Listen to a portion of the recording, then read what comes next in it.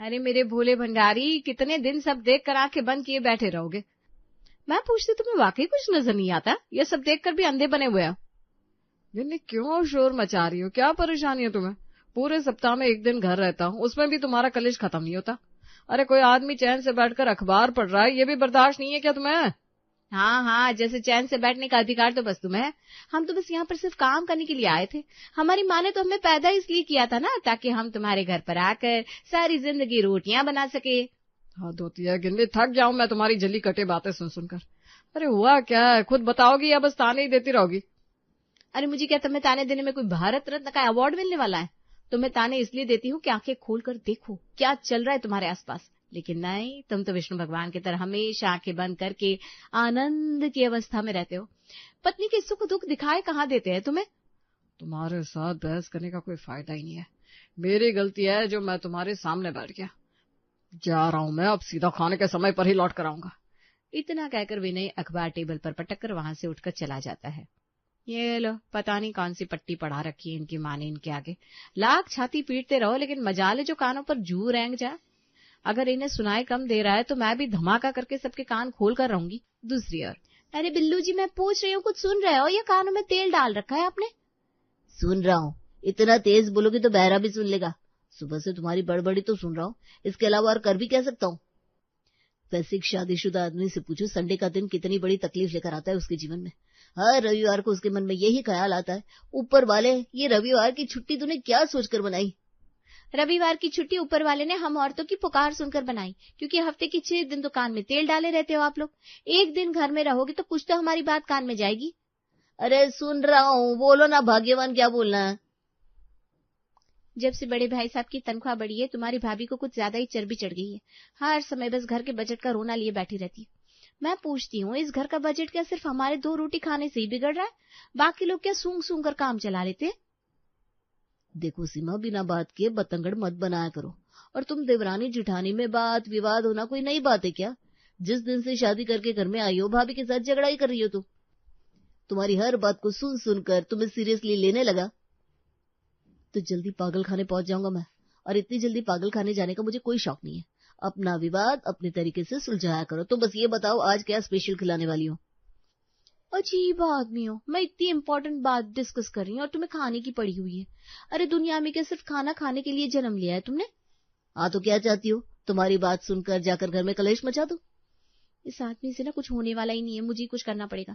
जब से जेठ जी की तनख्वाह में 4 पैसे क्या बढ़ गए, जेठानी जी के तो तेवर ही बदले नजर आने लगे। आटा दाल चीनी सबका दाम गिनाती रहती है। मुझे तो लग रहा है कुछ दिन और बीतेंगे ना तो मेरे रोटी के निवाले भी गिन लेंगी। मैं तो कहती हूँ, ऐसे अपमान के साथ साझे में रहने का मतलब क्या है? अपना अपना चूल्हा अलग कर लेते ना, सुख से 2 रोटी तो खाएंगे। तो सीधा सीधा बोलो ना। ये सारी कहानी तुम इसलिए गढ़ रही हो ताकि मेरी माँ तुम्हारा चूल्हा अलग कर दे, यही बात है ना? अरे थोड़ा सा तो दिमाग लगाया करो, या सारा दिमाग सिर्फ भाभी के साथ झगड़ा करने में खर्च कर देती हो? जो बात सच है वो सच है। भैया की तनख्वाह मुझसे ज्यादा है, घर खर्चे में भैया मुझसे ज्यादा रुपए देते हैं, बाबूजी की पेंशन आती है, सब मिलजुल कर ये घर अच्छे से चल रहा है। लेकिन न जाने तुम्हें क्या तकलीफ है। अरे जब देखो तब बात का बतंगड़ बनाए रहती हो। रसोई अलग कर लोगे तो दाने दाने की कीमत समझ में आ जाएगी तुम्हें। इन आदमियों को कभी पत्नियों के आत्मसम्मान की बात समझ में कहाँ आती है? अरे पत्नी क्या कह रही है उससे इन्हें कोई मतलब ही नहीं है। इनकी भाभी मुझे दिन रात जलील कर रही है और ये भाई प्रेम का राग आलाप रहे हैं। अगले दिन, अरे छोटी, ये ग्लास में भरकर दूध कहाँ ले जा रही हो? तुम्हें पता है ना अभी पूरे परिवार की चाय बनेगी। सारा दूध खत्म कर दोगी तो चाय कैसे बनेगी? दूध कहाँ ले जाऊंगी भाभी, बच्चों को दूध देने जा रही हूँ। और ये कोई नई बात तो है नहीं, बच्चे तो सुबह शाम दूध पीते हैं ना। देखो छोटी, कमाई के हिसाब से खर्च करना सही रहता है। घर में इतना खर्चा है, इस तरह से हाथ खोलकर खर्च करोगे तो कैसे हो पाएगा? कल से 2 बार नहीं, दिन में 1 ही बार दूध दिया करो बच्चों को। जेठानी की बात सुनकर छोटी बहू सीमा के कानों में मानो जहर घुल गया था। अब क्या मेरे बच्चों के दूध पर भी नजर रखेंगे भाभी आप? अब तो पानी बिल्कुल सर से ऊपर चला गया है। क्यों भाई, पानी सर से ऊपर जाने वाली कौन सी बात है? तुम्हारे बच्चों को खाना देने से तो मना नहीं किया मैंने। पेट भर के सब लोग रोटी खा ही रहे। अरे छोटी बहू बड़ी बहू, क्या बात है? किस बात पर बहस कर रही हो दोनों? और ये क्या रोटी रोटी लगा रखा है? नहीं माँ जी, आपकी बड़ी बहू के सामने बहस करने की मेरी क्या औकात? इस घर की करता धरता तो वही है ना। रोटी खिलाने से पहले वो बात सुनाए या गाली दे तो हमें तो सुनना ही पड़ेगा। वो क्या है ना, बड़े भाई साहब मेरे पति से ज्यादा पैसे जो कमाते हैं, आखिर घर में सत्ता उसी की चलेगी ना जिसकी जेब में ज्यादा पैसे होंगे। और माँ जी, अपना अनजान बनने की कोशिश मत करिए, सब जानती हैं आप क्या चल रहा है इस घर में। आपकी शह के कारण ही आज बात यहाँ तक पहुंची है कि मेरे बच्चों का दूध तक बर्दाश्त नहीं हो रहा है जेठानी जी से। मैं कहती हूँ माँ जी, अगर जेठानी जी को यही लग रहा है ना कि कम पैसा देकर हम इस घर में ज्यादा रोटियां खा रहे हैं, तो हमें भी किसी की मुफ्त की रोटियां तोड़ने का कोई शौक नहीं है। अलग कर दीजिए आप मुझे। मेरा पति जितना कमाएगा मैं उतने में ही नमक से 2 रोटियां खाकर संतोष कर लूंगी। इनकी दूध मलाई इन्हें मुबारक, लेकिन ये अपमान अब मुझसे बर्दाश्त नहीं हो पाएगा। बड़ी बहू, ये सब मैं क्या सुन रही हूँ? ये कोई अच्छी बात है क्या? सीमा तुम्हारी देवरानी है, बिल्लू, सीमा, उसके बच्चे, वो क्या तुमसे अलग है? इस तरह छोटी बात करके क्या साबित करना चाहती हो तुम? अरे माँ जी, ये आपने बड़े पते की बात करी। पूरे खानदान को अपने पैसों पर पाले भी हम, फिर सबकी बातें भी हम ही सुने। मैंने क्या गलत कह दिया, आप ही बताइए ना। पूरे परिवार का खर्चा उठा रहे हैं, आखिर हमें भी तो अपने बच्चों का भविष्य देखना है ना।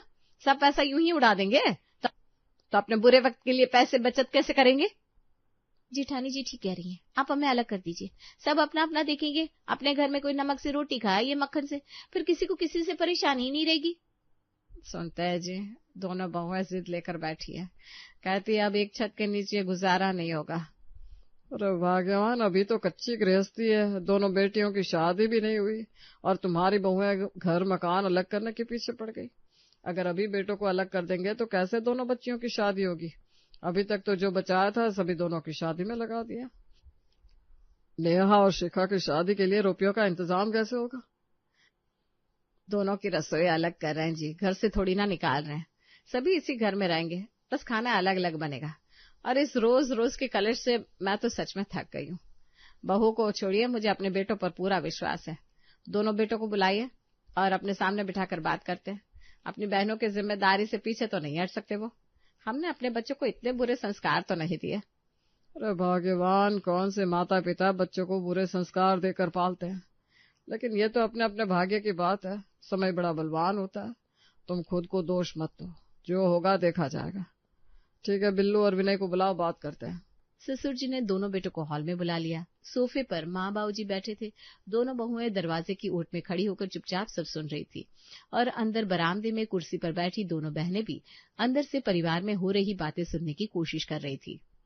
बेटा, मैं तो यही चाहता था कि पूरा परिवार एकजुट रहे, लेकिन अगर तुम दोनों की यही इच्छा है तो ठीक है, यही सही।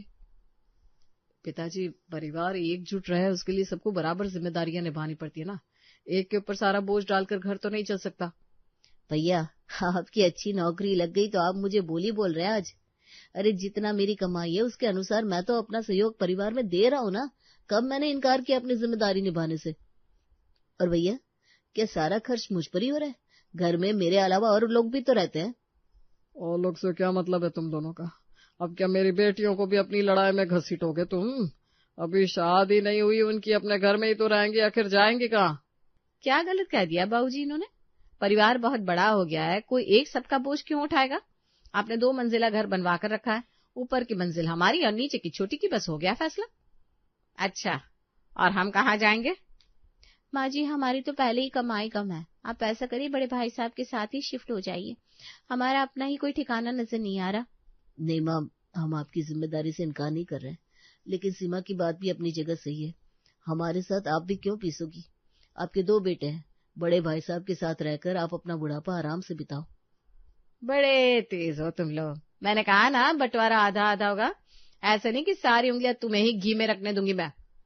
ठीक है, जैसा तुम दोनों को ठीक लगे हमें मंजूर है। बस अब ये झगड़े बंद कर दो। तो ठीक है, 2 महीने हम आपको रखेंगे, 2 महीने बड़े भैया। अब तो आपको कोई ऐतराज नहीं है ना भाभी? हाँ ठीक है, लेकिन निशा और शिखा वो भी तो है, उनकी जिम्मेदारी कौन लेगा? ठीक है, निशा हमारे साथ रह लेगी और शिखा आपके पास। अब तो कोई परेशानी नहीं है ना आपको? हाँ ठीक है, मुझे क्यों परेशानी होगी? माँ बाबूजी सब कुछ देखकर भी चुप क्यों हैं आप? अब ऐसे टुकड़ों में बंटकर जिंदगी जिएंगे हम लोग? ये कैसा परिवार है? मुझे तो ये सब बिल्कुल अच्छा नहीं लग रहा। निशा, शिखा, तुम दोनों छोटी हो, बेहतर होगा घर के बड़ों के फैसले में बीच में ना बोलो। तुम्हारा फर्ज है कि बड़ों की कही बात को मानना। जब तुम्हारी सलाह की जरूरत होगी तो तुमसे पूछ लिया जाएगा, तब तक जितना कहा जाए उतना करो। निशा बेटा, भाभी ठीक कह रही है तुम्हारी, क्यों बड़ों के मामले में पड़ रही हो? और वैसे भी बेटा तुम इस घर की बेटियां हो, इस जमीन जायदाद के बंटवारे के मामले में पड़कर तुम्हें कोई फायदा नहीं होने वाला। अगर बंटवारा करके ही इस घर में शांति रह सकती है तो वही सही। बंटवारा अपनी जगह ठीक है माँ, लेकिन आपने ये बंटवारा बहुत गलत तरीके से किया है। मैं मानती हूँ कि मैं सबसे छोटी हूँ, लेकिन छोटा हमेशा गलत बात करे ऐसा कौन सी किताब में लिखा है? जब घर के सारे बड़े गलती कर रहे हो तो छोटों को ही सही और गलत में अंतर बताना पड़ता है। अरे बस करो बेटा, ये सब कहने से कोई फायदा नहीं है। जो हो रहा है उसे हो जाने दो। तुम अपनी पढ़ाई पर ध्यान दो, तुम्हारी परीक्षाएं सर पर है। पापा, आपके लिए तो हमेशा आपके बेटे ही इम्पोर्टेंट थे।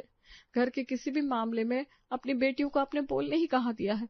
आज भी आप यही चाहते हैं कि सब कुछ अपनी आंखों से देखते हुए भी हम लोग सिर्फ और सिर्फ अपने काम से मतलब रखें। तो ठीक है, चल निशा, शादी से पहले हम दोनों को इस घर में पराया कर दिया गया है। किसी और से क्या शिकायत करनी, हमारे अपने माता पिता ही हमें समझना नहीं चाहते। इतना कहकर निशा और शिखा अपने कमरे में जाकर रोने लगती है।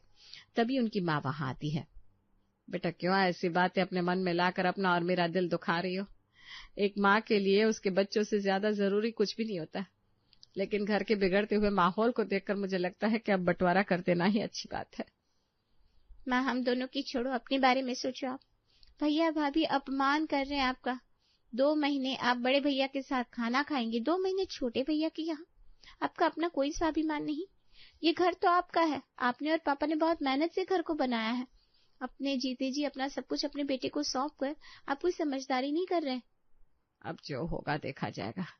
वैसे बहुओं का छोटा सा आपसी मन मुटाव है। जैसे ही रसोई अलग अलग हो जाएगी ना, तुम देखना इस घर की सारी समस्याएं खत्म हो जाएगी। अपने भाइयों पर तो यकीन है ना तुम्हें? मुझे तो अपनी परवरिश पे पूरा भरोसा है बेटा। विनय और बिल्लू अपने परिवार के खिलाफ कभी नहीं जा सकते। जो कल निशा और शिखा को स्पष्ट दिखाई दे रहा था, वो उनके माँ बाप शायद पुत्र मोह में अभी भी नहीं देख पा रहे थे। समय बीतने लगा और वही हुआ जिसका डर था। बड़े भैया का सही है, माँ बाबूजी उनके पास रह रहे। माँ जी 4 काम में हाथ बटाती होगी, बाबूजी भी बाहर के कितने काम निपटा देते, और यहाँ आपको घर के किसी भी काम से कोई मतलब ही नहीं है। सारी जिम्मेदारी अकेले मेरे ऊपर आ गई है। वो ऊपर से तुम्हारी बहन को दिन में 3-3 बार खाना बनाकर खिलाओ। मैं तो परेशान हो गई हूँ। कुछ समझाओ निशा को, कल शादी होगी उसकी। एक बार में 6 रोटियां खा जाती है। थोड़ी अपनी खुराक पर कंट्रोल करे, वरना कल को कोई लड़के वाला पूछेगा भी नहीं। अब क्या मेरी बहन की रोटियां भी परेशान कर रही है तुम्हें?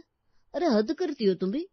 माँ बाबूजी को अपने साथ रखने की बात की थी तुमने, तभी तुम्ही ने कहा था कि माँ बाबूजी को बड़े भाई साहब के यहाँ रहना चाहिए।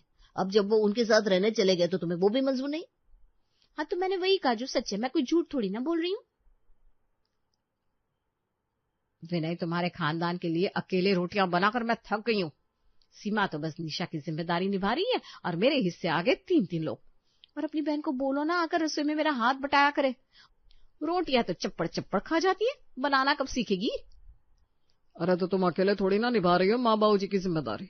2 महीने बाद छोटा माँ बाबूजी को देखेगा ना। कब 9 मन तेल होगा, कब राधा नाचेगी, मुझसे ये सब नहीं झेला जाता। धीरे धीरे दिन बीत रहे थे। अभी तक बंद कमरे में पति से की जाने वाली शिकायतें अब खुलेआम सबके सामने होने लगी थी। माँ, मैं ये कह रही थी कि अगले महीने मेरी परीक्षा खत्म हो जाएगी। वो सक्सेना अंकल के यहाँ से रिश्ता आया था ना, उन लोगों को हाँ बोल दीजिए, मैं शादी के लिए तैयार हूँ। बेटा तू तो आगे पढ़ना चाहती थी ना? वो सही कह रही है माँ, ऐसे माहौल में एक दिन बिताना मुश्किल हो रहा है। भाभी पर बोझ बनकर मैं भी अब ज्यादा दिन यहाँ नहीं रहना चाहती। आप हमारे लिए कोई रिश्ता देख लीजिए। दोनों बेटियों की बात सुनकर आज पहली बार दुर्गा को एहसास हुआ कि उसके हाथों क्या अनर्थ हुआ है। अगले दिन बिल्लो, विनय, निशा और शिखा का कहना है कि वो अब अपनी आगे की पढ़ाई छोड़कर शादी करना चाहती हैं। तुम दोनों का इस बारे में क्या कहना है? ठीक है तो कर देते हैं शादी, ठीक है तो है। कैसे भाई हो तुम? एक बार भी तुम जानना नहीं चाहते कि तुम्हारी बहनें जो पढ़ लिख कर एक अफसर बनना चाहती थी, 21 साल की उम्र में शादी के लिए आखिर तैयार क्यों हो गई? ठीक है बेटा, मैंने और तुम्हारे बाबूजी ने सोचा है कि अब हम तुम दोनों के ऊपर बोझ बनकर नहीं रहेंगे, और ना ही मेरी बेटियां किसी के ऊपर बोझ है। तुम दोनों की ही पत्नियों को पूरे परिवार के साथ में लेकर चलने में तकलीफ है ना, इसलिए तुम अपना अपना इंतजाम जितना जल्दी हो सके कर लो। नीचे की मंजिल पर हम 4 लोग रहेंगे और ऊपर की मंजिल को किराए पर देकर अपनी बेटियों की पढ़ाई पूरी करवाएंगे। क्या कहा आपने? ऊपर किराए पर देकर पढ़ाई पूरी करवाएंगे? तो हम लोग कहाँ जाएंगे? अरे कहीं भी जाओ, ये तुम्हारा सर दर्द है। जिस तरह से तुम सिर्फ अपने पति और अपने बच्चों के बारे में सोचना चाहती हो, तो मैं भी अब सिर्फ अपने पति और अपनी बेटियों के बारे में सोचना चाहती हूँ। तुम अपना परिवार देखो, मैं अपना संभाल लूंगी। विनय, तुम कुछ कहोगी या आज भी? अब कहने सुनने को कुछ बचा ही नहीं है। जो तुमने बोया है उसे काटने का समय आ गया है। ये घर आज भी माँ बाबूजी के नाम पर ही है। वो जब चाहे हमें घर से निकाल सकते हैं। बहस करके समय खराब करने की जगह अपना सामान बांधो। माँ जी बाबूजी, आपको तो पता है बिल्लू जी की छोटी सी तनख्वाह है, उतनी तनख्वाह में किसी तरह तो खर्च चलता है हमारा। किराए के मकान में कैसे गुजारा होगा? आप चिंता मत करिए, सारी जिंदगी के लिए मैं आप लोगों की जिम्मेदारी उठाने के लिए तैयार हूँ, और आप लोगों को गर्मा गर्म रोटियां भी बनाकर मैं खिलाऊंगी। नहीं माँ जी, मैं जिम्मेदारी लेती हूँ, आपसे कोई रोटियों का बंटवारा नहीं। मैं सबके खाने की जिम्मेदारी लेती हूँ। मुझे जो कहना था मैंने कह दिया। हमारी पेंशन और मकान हमारे बुढ़ापे के लिए पर्याप्त है। तुम्हारी पत्नियों की जिल्लत भरी 2 रोटियां खाने से बेहतर है कि हम खुद पकाकर खा लें। 1 महीने के भीतर विनय और बिल्लू घर छोड़कर चले गए थे और दुर्गा अब बेटियों की मां होने का पूरा फर्ज निभा रही थी।